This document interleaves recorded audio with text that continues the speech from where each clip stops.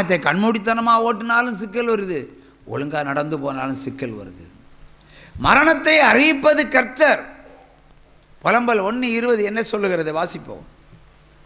புலம்பல் 1:20.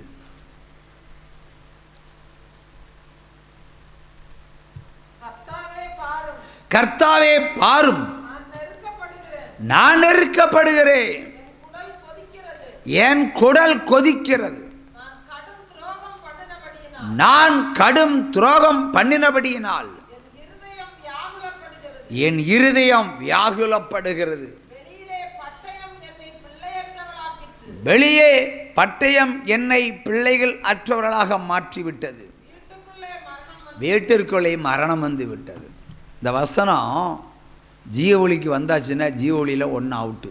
இதுதான் உண்மை. அல்லேலூயா. இன்றைக்கி நான் அறிவிச்சிருக்கிறேன், 1 அவுட்டு தான். அல்லேலூயா. இனி நடந்ததில்லை, இனி நடக்க போகிறது. உற்சாகமாக கையை தட்டலாம்.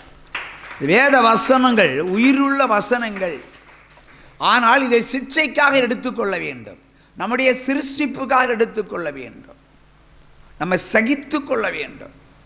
சகித்து அந்த வேத வசனத்திற்குள் பிரவேசித்து, ஆண்டவரே எந்த ஆபத்தும் வராதபடிக்கு என்னுடைய பாவக்கரையை மாற்றி, எதிலே நான் கீழ்ப்படியவில்லையோ அதிலே கீழ்ப்படியும்படியான பாக்கியத்தை எனக்கு தந்து தீர்க்காயுசை கேட்டு நிற்க வேண்டும் தேவ பிள்ளைகள். அல்லேலூயா.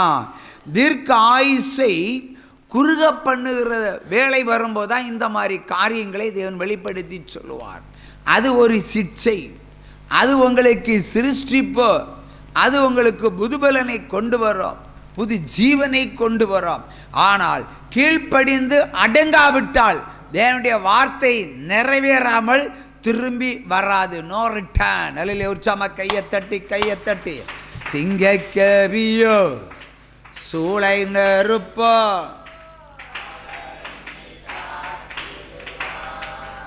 அவரே என்னை காண்பவர்,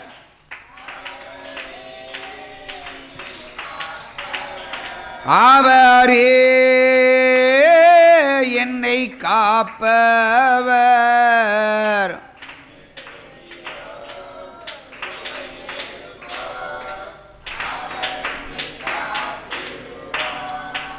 அல்லேலூயா, அல்லேலூயா,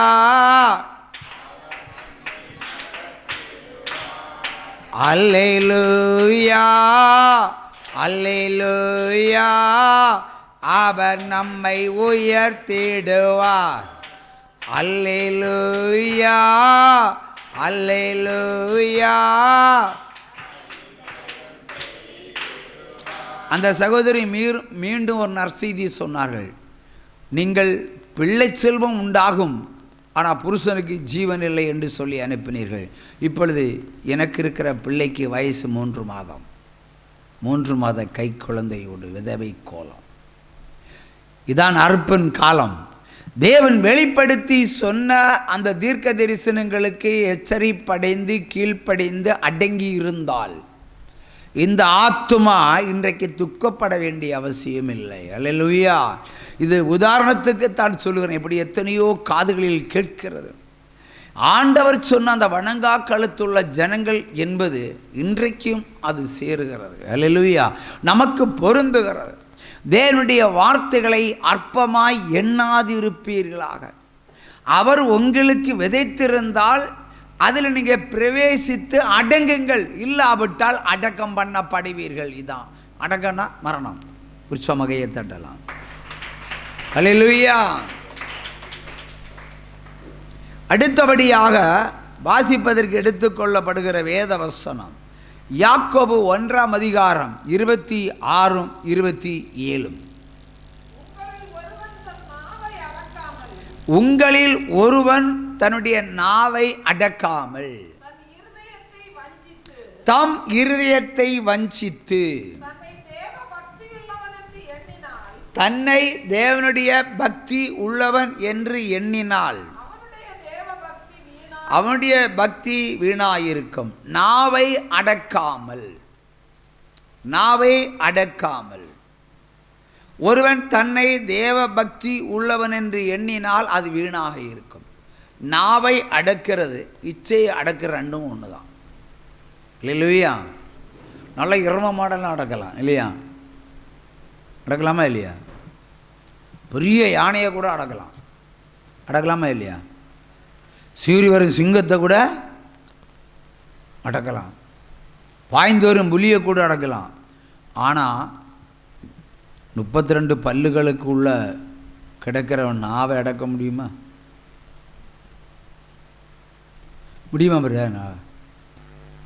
அடக்க முடியாது.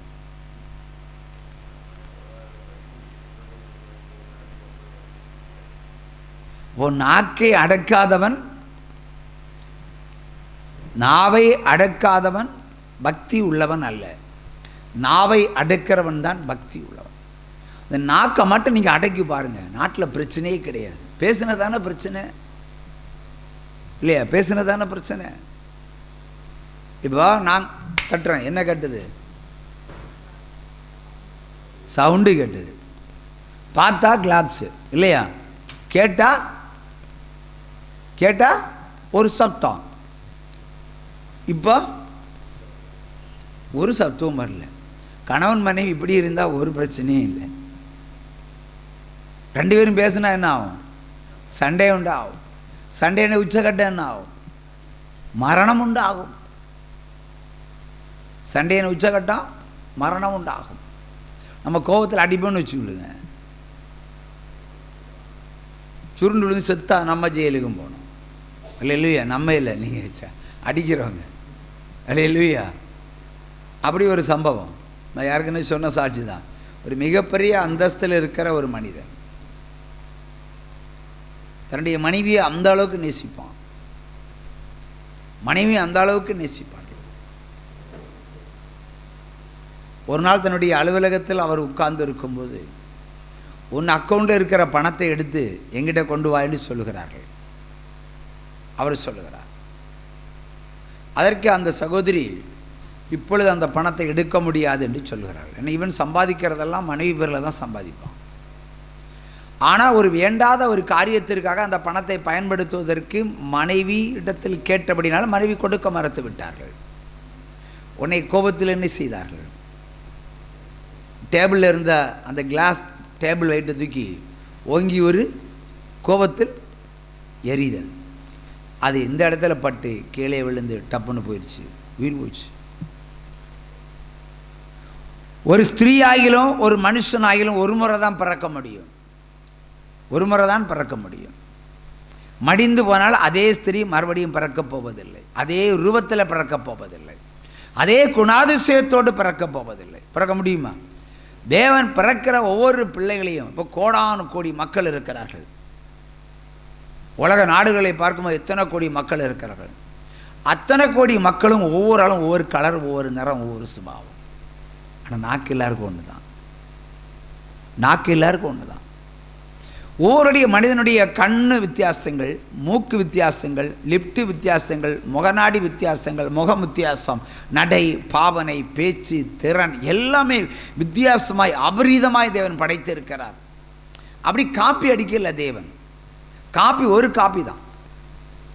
தேவனிடத்தில் தேவனுடைய சாயலில் தேவன் நம்மை படைத்தார் இல்லையா? அதே ஒரே காப்பி. அதில் எத்தனை ஜெராக்ஸ் காப்பிகள். மனிதர்களைப் போல இருக்கிறோம், ஆனால் நாம் மிருகங்களைப் போல் வாழ்ந்து கொண்டிருக்கிறோம். ஏன் மிருகங்களுக்கு பேசும் திறனை ஆண்டவர் கொடுக்கல? ஒரு இடத்துல கொடுத்தார், ஒரு கழுதையை கொடுத்தார், அது பிள்ளையானுக்கு விரோதமாக பேசுவதற்கு. ஏன் மிருகங்களுக்கு பேசும் திறனை கொடுக்கல? மிருகங்களுக்கு பேசும் திறனை கொடுத்தாச்சுன்னா நமக்கு என்ன மரியாதை? மனிதர்களுக்கு மிருகங்களுக்கு வித்தியாசம் இல்லை. மிருகங்களுக்கு 5 அறிவு இருக்கிறது, மனிதனுக்கு 6 அறிவு இருக்கிறது. ஒரு எக்ஸ்ட்ராடினரி பவர், ஒரு எக்ஸ்ட்ரா ஒரு அறிவை நமக்கு கொடுத்திருக்கிறார். அந்த அறிவு நல்லதை கெட்டதை தீர்மானிக்கக்கூடிய அறிவு. நல்லது கெட்டதை பகுத்து அறிந்து ஆராய்ந்து எடுக்கக்கூடிய ஒரு அறிவை தேவன் நமக்கு கொடுத்திருக்கார். அது தேவனுடைய அறிவு நமக்கு தந்திருக்கிறார். அப்போ அந்த அறிவை பயன்படுத்துவதற்கு நாவுதான் மெயின் காரணம். எதை பேச வேண்டுமோ அதை பேச வேண்டும், எதை பேசக்கூடாதோ அதை பேசக்கூடாது, அதை பேசக்கூடாது. அவை நாவை அடக்கிறவன் இந்த உலகத்தில் இருக்கிற மொத்த சாத்தானை அடக்கிறவனுக்கு சமம். நாவை அடக்காதவன் எத்தனை சாத்தானையும் அடக்க முடியாது. நாவை அடக்கிறவன் கிறிஸ்துக்குள் பிரவேசிப்பான். நாவை அடக்க மறுக்கிறவன் அந்த கிறிஸ்துக்குள் பிரவேசிப்பான். அவை பேசினாதான் ப்ராப்ளம். கணவன் பேசினார்னு வைத்துக்கொள்வோம், இல்லை கடுமையான வார்த்தைகளால் அவர் பேசினார், நம்முடைய இருதயம் உடைந்து போகிறது. உடனே மரணத்துக்கு ஏதுவான துக்கத்தை சாத்தான் ஊட்டுவான். அப்போ தான் பால் ஊட்டுவான் அவன். உன் புருஷன் இப்படி திட்டுனான் பாரு, நீ எதுக்கு உயிரோடு இருக்கிறேன்னு உள்ளத்துக்குள்ளே பேசுவான். உடனே உனக்கு தோணும், நான் செத்தா நலமாக இருக்கும், இறந்தால் நலமாக இருக்கும் என்று ஒரு நிமிடத்தில் முடிவெடுத்து நீ சேலையை கட்டி தொங்க விட்டா நீ இப்பனா நீ அடுத்த ஒரு பிசாசு. இதையேன் உணராமல் போகிறீர்கள்? ஆகிய குடும்பங்களில் சமாதானம் உண்டாக வேண்டுமானால் உன்னுடைய நாவை நீ முதலில் அடக்க வேண்டும்.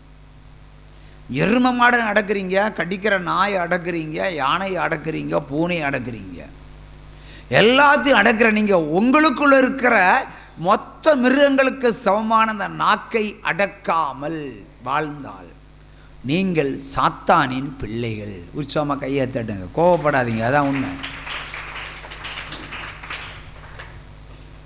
நாக்குக்கு மட்டும் நரம்பு இல்லை, ஏன்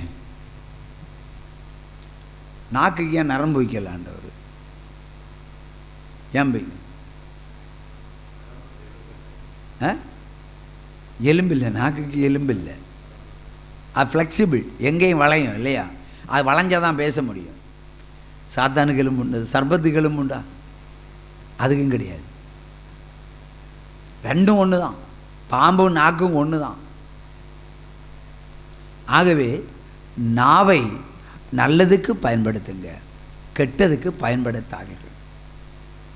இந்த நாவை மட்டும் அடக்கினா இந்த உலக நாடுகளில் இருக்கிற செல்போன் டவர்கள் எல்லாம் சொல்லி முடிஞ்சிடும்.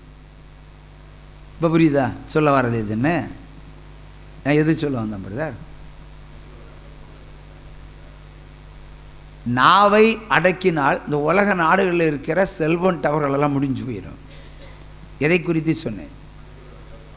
எப்படி நீங்கள் சொல்லுங்கள் பிரதர், இவர் சொல்லட்டும். தெரியாது பிரதர், சொல்லுங்கள். மணிக்கணக்கில் போல பேசுது என்றால் செல்போன் டவரில் நஷ்டமடைந்து அந்தந்த கம்பெனி பூட்டிட்டு வீட்டுக்கு போயிடுவான். அதுதான் மேட்ரு. நீங்கள் பேசுனா அவனுக்கு வருமானம், மணிக்கணக்கில் பேசுனா அவனுக்கு வருமானம். பேசாமல் இருந்து பாருங்கள். நிறைய சொல்லுங்க ஜிபி தீர்ந்து போச்சுன்னு சொல்லுவாங்க. அப்படி தானே? ஜிபி தீர்ந்து போச்சு. நீ மாதம் எத்தனை ஜிபி போடுவ ஃபோனில்? ஒரு நாளைக்கு 50 ஜிபி. ஒரு நாளைக்கு 1.5 ஜிபியும் பேசி தீப்பியா? மிச்சம் இருக்குமா? நல்லது. அப்போ சிலர் வந்து 1.5 ஜிபியும் பேசி தீர்த்துச்சுன்னா அதுக்கப்புறம் பேச முடியாது, பணம் போட்டால் தான் பேச முடியும். இல்லை அது நெட்டு. பார்க்குறதும் பேசுகிறதும் ஒன்று தான். பேசினா கூட பிரச்சனை இல்லை, பார்க்குறது தான் பயங்கர ப்ராப்ளம். இல்லையா? அப்போ 1.5 ஜிபி தீர்ந்துச்சுன்னா அடுத்து பார்க்க முடியாது. அடுத்து பூஸ்ட் வேணும் இல்லையா? பூஸ்ட் போடணும். அதுக்கு அப்பா அம்மா காசு கொடுக்கணும். நீ பாவம் செய்கிறதுக்கு அப்பா அம்மா காசு கேட்டா, மம்மி இல்லை அம்மி ஜிபி தீர்ந்து போச்சு, எனக்கு ஜிபி ஏற்றணும், காசை போட்டு கொடு மம்மி. அப்படி தானே? உனக்கு காசை போட்டு கொடுக்கும். பாவம் செய்கிறதுக்குன்னே தாய் தகப்பன் பிறந்திருக்கிறார்கள். பாவத்தை ஊட்டுவதற்கு பால் பவுடர் கொடுக்கறது போல காசை போட்டு கொடுக்குறீங்க நீங்கள். நான் ஏதோ ஒரு மீட்டிங்கில் சொன்னேன், வீட்டுக்கு ஒரு செல்ஃபோன் இல்லை, வீட்டுக்கு ஒரு கம்ப்யூட்டர் தான் தேவை. அந்த கம்ப்யூட்டர் எங்கே இருக்க வேண்டும்? வீட்டு ஹாலில் இருக்கணும், காமனாக இருக்கணும். அப்பா கம்ப்யூட்டர் யூஸ் பண்ணாலும் அங்கே தான் பார்க்கணும். என் அம்மி கம்ப்யூட்டர் பார்த்தாலும் அங்கே தான் பார்க்கணும். சரி, பெத்த பெண் பிள்ளைகள் கம்ப்யூட்டர் பார்த்தாலும் அங்கே தான் பார்க்கணும். ஏன்னா 24 மணிக்கு கம்ப்யூட்டரில் படிக்க போகிறீங்க, மாறி மாறி ரொட்டீனாக படித்தா போதும். 9 மணி போய் தூங்க போங்க, இல்லை 9 மணி ஜோம் பண்ணிவிட்டு 10 மணி தூங்க போங்க. சயின்ஸ் சொல்லுது 8 மணி நேரம் தூக்கம் வேண்டும்னு. ஆனால் இப்போ யூத் வாலிபர்களுக்கு தூக்கம் இருக்கா? தூக்கமே கிடையாது. அவங்க தூங்குறதே கம்ப்யூட்டரில், தூங்குறதே செல்ஃபோனில்.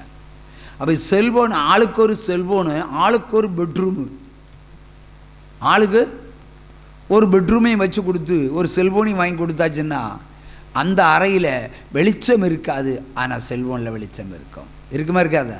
இருக்கும். விடிய விடிய செல்ஃபோன் தான். அப்பா நினைப்பார், இவன் புள்ள நல்லா படிக்குது, தாய்நிலம் இவன் புள்ள நல்லா படிக்கிறான். அல்லேலூயா. ஆகவே பாவங்களுக்கு பெரும் பங்கை ஆற்றுவது பெற்றோர்கள் தான். என்னை கேட்டால் பெற்றோர்கள். ஏனென்றால் ஆண்டவர் இன்று நமக்கு என்ன சொல்லுகிறார்? சிட்சையை சொல்லியிருக்கிறார். சிட்சை, இந்த பிள்ளைகளுக்கு சிட்சையை கற்றுக் கொடுத்திருந்தால், பெற்றோர்கள் கொடுத்திருந்தால் எந்த